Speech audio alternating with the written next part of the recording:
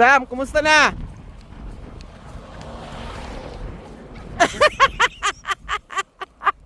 Ay, ay, ay, bakit?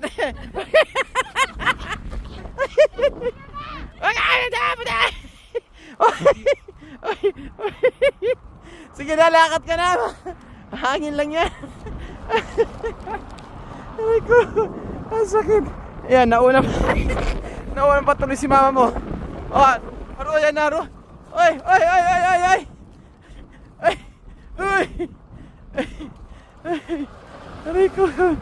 Galit na galit kasi mahangin. Gusto niya mag-taxi. Wala kaming perang pang taxi eh.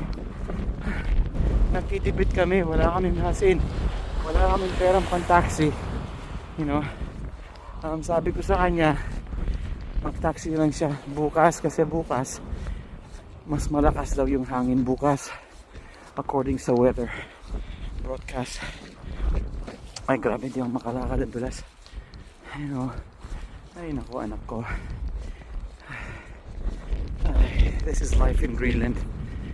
Kasama yan sa mga sakripisyo sa araw-araw ng buhay dito.